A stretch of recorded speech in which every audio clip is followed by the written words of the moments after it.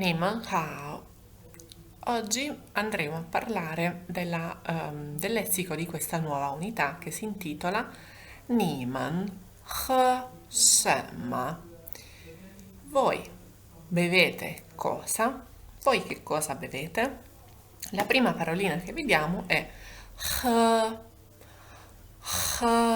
Qui facciamo attenzione perché la H in cinese la leggiamo aspirata, quindi pronunceremo questo suono dalla gola facendo passare aria e diremo 喝. Per esempio, 我喝, 你们喝, ovvero io bevo, voi bevete. Quindi la parolina 喝 significa bere. Pronunciamole insieme. 喝. Io posso dire 我喝牛奶. 我喝牛奶. Ovvero, 牛奶è il latte, come possiamo vedere. 牛奶. Ripetiamo insieme questa parolina. 牛奶. 牛奶. 我喝牛奶. Io bevo il latte, dove questa parolina nio significa appunto mucca e nai è il latte, quindi il latte di mucca, nio nai. 我喝牛奶. Ecco alcuni esempi. Per esempio, 你们喝牛奶吗? 你们喝牛奶吗? Voi bevete il latte? Punto interrogativo. Ci ricordiamo questo ma è una particella che mettiamo alla fine della frase per fare la domanda interrogativa.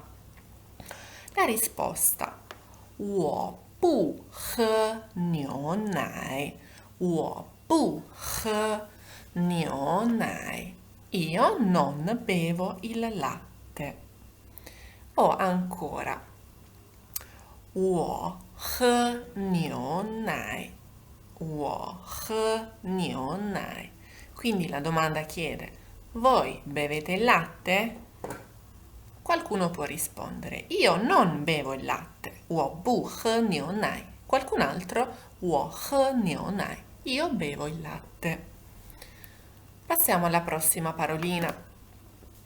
Come abbiamo detto 我喝牛奶, posso anche dire 我喝果汁. 我喝果汁, dove 果汁 significa proprio succo di frutta. Questa parolina 果 significa frutta e 汁 significa proprio un succo.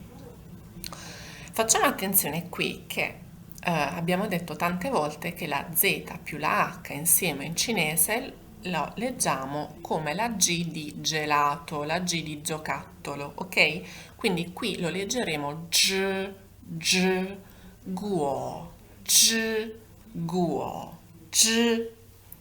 Allo stesso modo io posso chiedere 你们喝果汁吗?